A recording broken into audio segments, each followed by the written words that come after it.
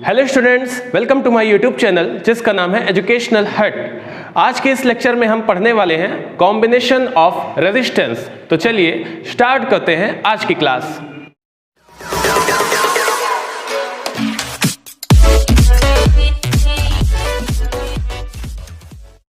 Resistance का combination basically दो type से होता है। फर्स्ट है सीरीज कॉम्बिनेशन और सेकंड है पैरेलल कॉम्बिनेशन। तो क्या होता है सीरीज कॉम्बिनेशन और क्या होता है पैरेलल कॉम्बिनेशन, चलिए डिटेल में समझते हैं।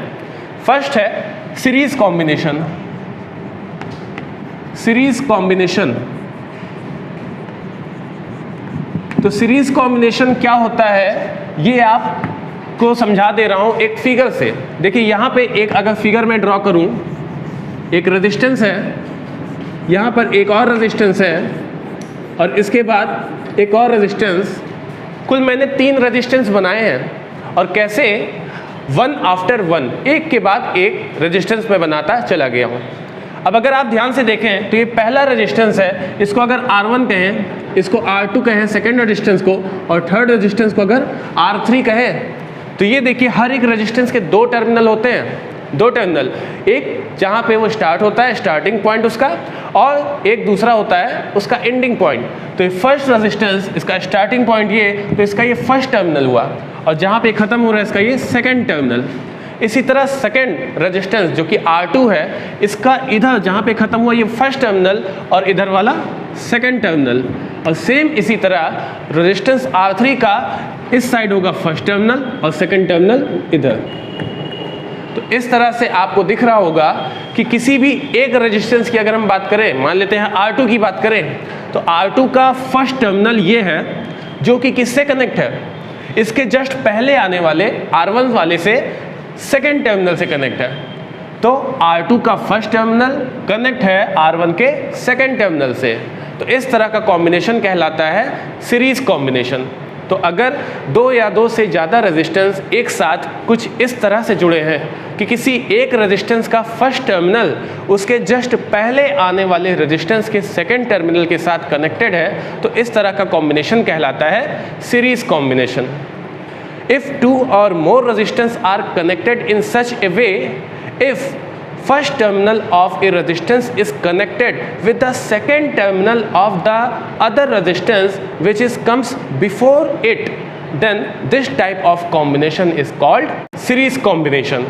तो आपको समझ में आया होगा। चलिए देख लेते हैं, अगर कोई भी रेजिस्टेंस सीरीज कॉम्बिनेशन में कनेक्टेड है तो हमारा इक्विवेलेंट रेजिस्टेंस कितना आता है। इक्विवेलेंट रेजिस्टेंस, इस पर न्यूमेरिकल बहुत आता है, तो देख लेते हैं। अब जो हमें पढ़ना है इक्विवेलेंट रेजिस्टेंस किसमें, इन सीरीज कॉम्बिनेशन। सीरीज कॉम्बिनेशन का इक्विवेलेंट रेजिस्टेंस, ठीक है। जैसा अभी हमने माना था कि 3 रेजिस्टेंस हैं, R1, R2 और R3, और ये तीनों एक दूसरे के साथ कैसे कनेक्टेड है, सीरीज कॉम्बिनेशन में कनेक्टेड हैं। कुछ इस तरह से सीरीज कॉम्बिनेशन में अगर कनेक्ट हैं तो इनको ले जाकर एक बैटरी से हमें कनेक्ट करना पड़ेगा। ये एक बैटरी है, बैटरी का ये पॉजिटिव टर्मिनल, ये बैटरी का निगेटिव टर्मिनल, और पॉजिटिव टर्मिनल के साथ देखिए ये R1 का फर्स्ट टर्मिनल कनेक्टेड है, इसके बाद R1 का सेकंड टर्मिनल R2 के फर्स्ट टर्मिनल के साथ कनेक्टेड है, फिर R2 का सेकंड टर्मिनल रेजिस्टेंस R3 के फर्स्ट टर्मिनल के साथ कनेक्टेड है, और रेजिस्टेंस R3 का सेकंड टर्मिनल कहाँ गया है, वो वायर के थ्रू बैटरी के निगेटिव टर्मिनल से जाकर कनेक्ट हो गया है। तो इस तरह से हमारे पास क्या है, we have 3 resistance which are connected in series combination. Series combination में कनेक्टेड हमारे पास 3 रेजिस्टेंस है, and these resistance are connected with a battery. एक बैटरी के साथ कनेक्टेड है, और बैटरी का हमें पोटेंशियल डिफरेंस बताना पड़ेगा कितना है। Suppose the potential difference between the terminals of this battery is V volt. V volt इसका पोटेंशियल डिफरेंस हमें बताना पड़ेगा, कुछ ना कुछ इसका पोटेंशियल डिफरेंस होगा। अब आगे अगर बात करेंगे तो क्योंकि इस बैटरी में पोटेंशियल है कुछ ना कुछ, और इसका पाथ क्लोज है, वायर के थ्रू पूरा क्लोज सर्किट बना दिया गया है, तो इसमें एक करंट फ्लो होने लगेगी बैटरी के कारण। बैटरी के कारण एक करंट फ्लो होने लगेगी जिसको हम क्या मान लें, आई। सपोज कर लेते हैं current I is flowing through the circuit. तो करंट आई यहाँ से फ्लो होकर जाएगी आगे, करंट आई यहाँ पर भी पहुँचेगी और रेजिस्टेंस R1 में कितनी करंट जाएगी, रेजिस्टेंस R1 में आई करंट फ्लो होगी, ठीक है। यही रेजिस्टेंस I2 में कितनी करंट जाएगी, वही करंट तो आगे फ्लो हो रही है, मतलब रेजिस्टेंस R2 में भी आई करंट ही फ्लो होगी। एंड आगे भी अगर बात करें रेजिस्टेंस R3 के लिए, तो रेजिस्टेंस R3 के लिए भी कितनी करंट, यहाँ से जो करंट आई जा रही है वही तीनों में जाएगी। तो चाहे वो R1 की बात हो, चाहे R2 की बात हो, चाहे R3 की बात हो, तीनों के लिए करंट की वैल्यू क्या है, आई। करंट सब में बराबर बराबर होगा, ठीक है। इतनी बात समझ में आ गई। अब बात कर लेते हैं पोटेंशियल डिफरेंस की, क्योंकि पूरी सर्किट का, पूरी बैटरी का पोटेंशियल डिफरेंस V हमने लिया था। अब जब हम R1 की बात करेंगे तो R1 का टर्मिनल यहाँ से लेके यहाँ तक है, और potential is the property of position. Position की प्रॉपर्टी होती है पोटेंशियल डिफरेंस। तो अलग अलग टर्मिनल के साथ पोटेंशियल डिफरेंस भी अलग अलग हो सकता है। इसलिए R1 का टर्मिनल देखिए यहाँ से यहाँ तक, जो कि अलग है, R2 का यहाँ से यहाँ तक होगा, ये पॉइंट अलग हो गया, और R3 का पॉइंट अलग, इसलिए यहाँ पर पोटेंशियल डिफरेंस भी अलग अलग ही होगा। तो मान लेते हैं suppose the potential difference across the resistance R1 is V1 and the potential difference between the terminal of the resistance R2 is V2 and the potential difference between the terminal of the resistance R3 is क्या हो जाएगा, इसको हम V3 कह दे रहे हैं। तो ये सारी चीज़ें हमें सर्किट में पहले बतानी पड़ेगी। क्या क्या हमने बताया, फिर से एक बार सुन लीजिए। Let we have three resistors R1, R2 and R3 which are connected in series combination, and these are connected with a V volt battery. With the help of this battery, a current I is flowing through this circuit. Current I जो है circuit में flow होने लगेगी, and the current flowing through the resistance R1, R2 and R3, सभी में flow होने वाली current की वैल्यू क्या है, I। तो current flowing through the resistance R1, R2 and R3 are equal, which is equal to I। हमने I माना है ना। And the potential difference between the terminals of the resistance R1, R2 and R3 are V1, V2 and V3 respectively। ये सारी बातें बता देने के बाद अब हम यहाँ पर अप्लाई करेंगे ओम्स लॉ। लेकिन उससे पहले एक बात और, ओम्स लॉ को अप्लाई करने से पहले ये देखिए टोटल पोटेंशियल डिफरेंस कितना था, V, जबकि यहाँ पर V1, V2, V3 तीनों अलग अलग रेजिस्टेंस का पोटेंशियल डिफरेंस शो कर रहा है। तो हम कह सकते हैं V is equal to V1 plus V2 plus V3, ऐसा कहना सही होगा। डाल देते हैं इसे equation first, V is equal to V1 plus V2 plus V3, क्योंकि सारा पोटेंशियल डिफरेंस अगर हम ज्वाइन कर दें, कंबाइन कर दें, मिला दें, तो यही टोटल पोटेंशियल डिफरेंस V आ जाएगा। तो V is equal to V1 plus V2 plus V3 by applying Ohm's law। by Ohm's law, Ohm's law क्या कहता है, V is equal to IR। Ohm's law क्या है, V is equal to IR। तो अगर हम सिर्फ R1 वाले के लिए Ohm's law अप्लाई करें तो V1 is equal to IR1, V2 is equal to IR2 और V3 is equal to IR3। तीनों के लिए अलग अलग हमने ओम्स लॉ अप्लाई कर दिया। V is equal to IR से, तो V1 is equal to IR1, V2 is equal to IR2 और V3 is equal to IR3 आ जाएगा। इसके बाद अब पूरी सर्किट के लिए ओम्स लॉ अप्लाई करें तो by Ohm's law for whole circuit, पूरी सर्किट के लिए क्या आ जाएगा, V is equal to IR होता है पूरी सर्किट के लिए। यहाँ पर V की वैल्यू देखिए, क्वेश्चन फर्स्ट से हम क्या रख सकते हैं, V1 plus V2 plus V3 is equal to IR। V1 की वैल्यू IR1 पुट कर देते हैं, IR1, V2 की वैल्यू IR2 एंड V3 की value IR3 is equal to IR। इन तीनों ही टर्म्स में देखिए कुछ कॉमन मिल रहा है, क्या है वो, I कॉमन मिल रहा है, तो I को हम बाहर निकाल लेंगे और अंदर बचेगा R1 plus R2 plus R3 is equal to IR। और after cancelling I to I we will get R is equal to R1 plus R2 plus R3, तो it is the equivalent resistance connected in series combination. तो अगर तीन resistance हमने लेके यहाँ पे देखा है, तो अगर तीन रेजिस्टेंस एक साथ सीरीज कॉम्बिनेशन में कनेक्टेड है तो इनका इक्विवेलेंट रेजिस्टेंस किसके इक्वल आता है? The equivalent resistance is equal to the sum of the all resistance connected in series combination. जो भी सीरीज कॉम्बिनेशन में कनेक्टेड है उन सबको अगर सम कर लिया जाए तो वही हमें इक्विवेलेंट रेजिस्टेंस के इक्वल मिल जाता है। तो ये तो ही बात सीरीज कॉम्बिनेशन की। अगला है पैरेलल कॉम्बिनेशन। क्या होता है पैरेलल कॉम्बिनेशन, समझते हैं। पैरेलल कॉम्बिनेशन ऑफ रेजिस्टेंस,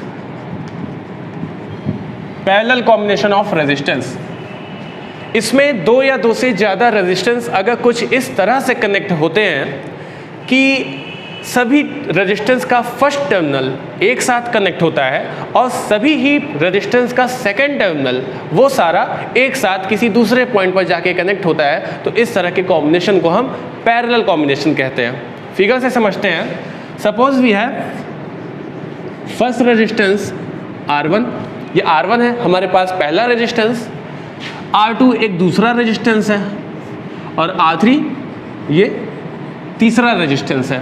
तो तीन रेजिस्टेंस हमारे पास R1, R2 एंड R3 ये गिवन है। अब इनको अगर कुछ इस तरह से जोड़ दें कि इनका फर्स्ट टर्मिनल सभी एक साथ कनेक्ट हो जाए और सेकंड टर्मिनल सभी एक साथ कनेक्ट हो जाए। देखिए कुछ इस तरह, ये सबका फर्स्ट टर्मिनल है, first terminal, first terminal, first terminal, R1, R2, R3 का इधर है। तो ये तीनों ले जाके एक साथ एक पॉइंट पर हम कनेक्ट कर दें, कुछ इस तरह से दिख रहा है। और सेम ऐसे सेकंड टर्मिनल एक साथ कनेक्ट कर दें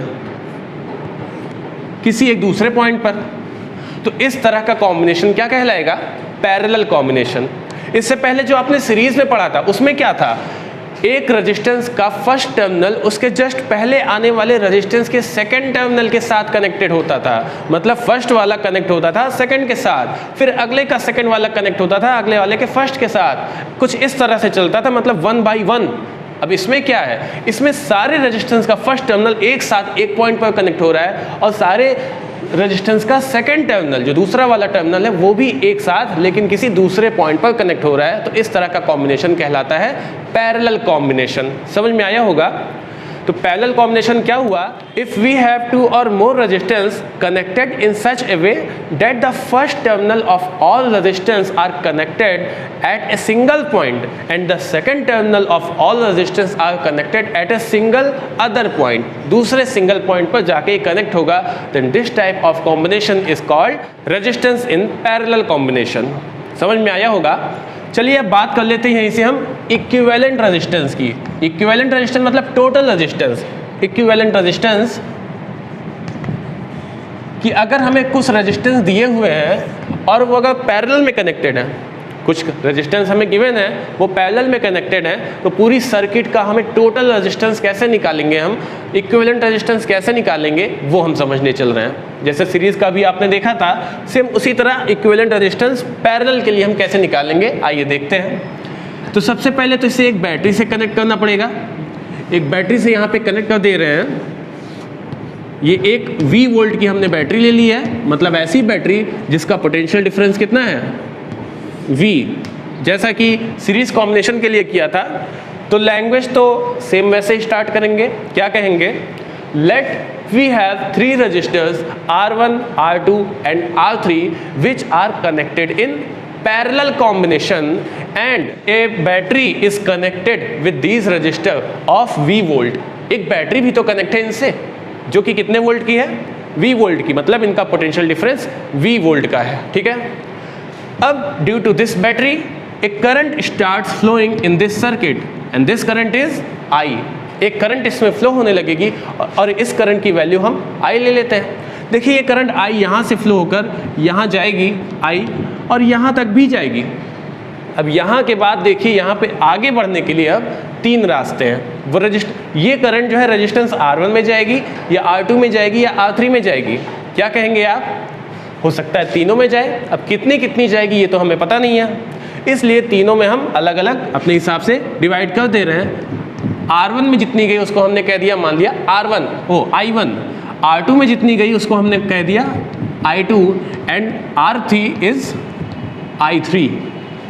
ठीक है, तो I करंट जो यहां से स्टार्ट होके वहां गई थी, तो आगे हमने क्या माना, the current flowing in the resistance R1 is I1, the current flowing in resistance R2 is I2 and the current flowing in resistance R3 is I3।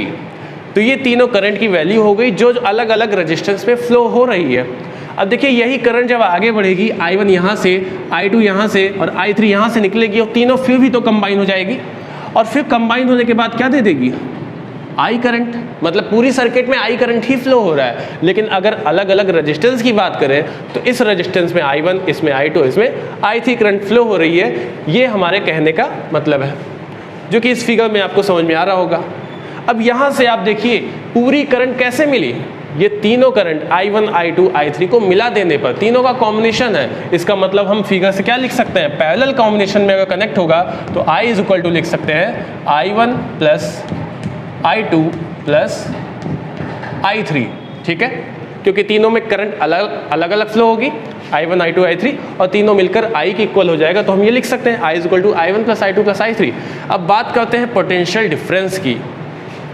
देखिए R1 का टर्मिनल यहाँ से शुरू होकर यहाँ तक खत्म हुआ है। अगर सपोज करें कि यहाँ से एक तार गया और ये R1 यहाँ पे खत्म हुआ है, तो R1 का पोटेंशियल डिफरेंस कितना हो जाएगा, उतना ही हो जाएगा जितना इन दो टर्मिनल के बीच का पोटेंशियल डिफरेंस है। और इन दो टर्मिनल के बीच का पोटेंशियल डिफरेंस देखिए हमने क्या कहा है, V। तो V is the potential difference between the terminal of resistance R1 और R2 के बीच का पोटेंशियल डिफरेंस कितना होगा, it is also V। Why, because terminal of R2 is also same as the terminal of R1। जैसा कि resistance R1 का terminal है, suppose A point ये है, ये B पॉइंट है, तो R1 A से स्टार्ट होकर B पर एंड हुआ था, सेम उसी तरह R2 भी A से स्टार्ट होकर B पर एंड हो रहा है। तो R2 का भी पोटेंशियल डिफरेंस कितना, V ही होगा। और सिमिलरली R3 भी टर्मिनल इसका A से स्टार्ट होकर B पर ही एंड हो रहा है, मतलब first terminal A, second terminal B, तो इसके भी टर्मिनल सेम है। And potential is the property of position A point. तो पॉइंट की प्रॉपर्टी है पोटेंशियल, इसलिए पॉइंट अगर सेम है तो पोटेंशियल डिफरेंस भी सेम ही होगा। तो R3 का पोटेंशियल डिफरेंस कितना, V ही होगा। तो चाहे वो R1 हो, चाहे R2 हो, चाहे R3 हो, तीनों का पोटेंशियल डिफरेंस क्या, V। तो अब आपको समझ में आ गया होगा कि सीरीज कॉम्बिनेशन में क्या था और पैरेलल कॉम्बिनेशन में क्या है, दोनों में क्या डिफरेंस है। एक बार फिर से बात कर लेते हैं। जब हम सीरीज कॉम्बिनेशन पढ़ रहे थे तो उसमें पोटेंशियल डिफरेंस अलग अलग था तीनों में। तीन रेजिस्टेंस लेके हमने बात की थी और तीनों रेजिस्टेंस के लिए पोटेंशियल डिफरेंस वहाँ पर डिफरेंट था। जबकि पैरेलल कॉम्बिनेशन में potential difference is same for all resistance. जबकि करंट की अगर बात करें, तो current is series combination is always equal in all resistance, चाहे जो रेजिस्टेंस हो, क्योंकि वो सीरीज कॉम्बिनेशन में कनेक्ट होता था, इसलिए एक में जितनी करंट फ्लो हो रही है वही करंट आगे फ्लो होती जा रही थी और सब में करंट की वैल्यू क्या आती थी, इक्वल। जबकि यहाँ ऐसा नहीं है, सब में करंट की वैल्यू डिफरेंट होगी। तो ये है दोनों में डिफरेंस। आइए देखते हैं इसका अब इक्विवेलेंट रेजिस्टेंस कैसे निकलेगा। तो I is equal to I1, I2 plus I3, इतना तो क्लियर है। सब में V की वैल्यू इक्वल होगी, ये भी क्लियर है। अब अगर हम ओम्स लॉ अप्लाई करें, ओम्स लॉ किसके लिए, रेजिस्टेंस R1 के लिए, और ओम्स लॉ क्या होता था, V is equal to IR। तो I इज इक्वल टू आप V बाई R भी तो लिख सकते हैं, ये भी तो लिख सकते हैं, I is equal to V by R, ये भी तो ओम्स लॉ का ही एक ट्रांसफॉर्मेशन है। तो I is equal to V by R अगर, तो पहले वाले रेजिस्टेंस के लिए अगर बात करें, I1 की वैल्यू क्या आ जाएगी, V अपॉन R1, I2 की value V upon R2 and the value of I3 is equal to V upon R3। इन तीनों में तो कोई प्रॉब्लम नहीं हुई होगी। चलिए बात करते हैं पूरी सर्किट के लिए Ohm's law. Applying Ohm's law for whole circuit, पूरी सर्किट के लिए अगर अप्लाई करें ओम्स लॉ तो पूरी सर्किट के लिए भी यही लगेगा, क्योंकि पूरी सर्किट का पोटेंशियल डिफरेंस V है, पूरी सर्किट का इक्विवेलेंट रेजिस्टेंस हमने माना है R, और सब में करंट कितनी फ्लो हो रही है पूरी सर्किट में I, तो I is equal to V by R। ये हो जाएगा पूरी सर्किट का करंट निकालने का फॉर्मूला, ओम्स लॉ से अप्लाई किया है हमने। तो इसके आगे ये फिगर में इरेज कर दे रहा हूं, अब इसकी जरूरत नहीं है। देखिए यहां से अगर हम आगे सॉल्व करें I is equal to V by R से, तो I की वैल्यू क्या है यहां से I1 plus I2 plus I3 is equal to V by R। तो V तो वही रहेगा और R भी वैसे ही है। I1 की वैल्यू क्या निकाला है हमने V upon R1 plus I2 की value V upon R2 and value of I3 is V upon R3 is equal to V by R। Is it clear? After taking common these three terms, तो V common ले लेंगे and 1 upon R1, 1 upon R2 and 1 upon R3 remains inside the bracket is equal to V by R। तो यहाँ से common लेने के बाद V अंदर बचेगा 1 upon R1, 1 upon R2 plus 1 upon R3, कुछ इस तरह से। और दूसरी साइड में इसके राइट हैंड साइड में V by R तो था ही। देखिए V से V कैंसिल हो सकता है, और अगर हम उसको इस साइड लिख दें 1 upon R, ये 1 upon R बचेगा इज इक्वल टू इसके आएगा, और ये क्या दिख रहा है 1 upon R1 plus 1 upon R2 plus 1 upon R3। It is the equivalent resistance, formula of equivalent resistance when three resistance are connected in parallel combination. तो ये तब का फॉर्मूला है जब तीन रेजिस्टेंस आपके पैरेलल में कनेक्ट होंगे, तब इक्विवेलेंट रेजिस्टेंस कैसे निकलेगा। तो तब इक्विवेलेंट रेजिस्टेंस कुछ इस तरह से कि reciprocal of equivalent resistance is equal to the sum of the reciprocals of the all resistance connected in parallel combination। तो ये रहा सीरीज कॉम्बिनेशन और पैरेलल कॉम्बिनेशन, और दोनों के इक्विवेलेंट रेजिस्टेंस निकालने का फॉर्मूला आपने पढ़ लिया है। इस पर न्यूमेरिकल तो जरूर आता है, एग्जाम में अक्सर पूछ लेता है बोर्ड एग्जाम्स में। तो अगली वीडियो में आपके लिए कुछ न्यूमेरिकल्स की वीडियो लाने वाला हूँ, जो कि आपको जल्दी ही मिल जाएगा।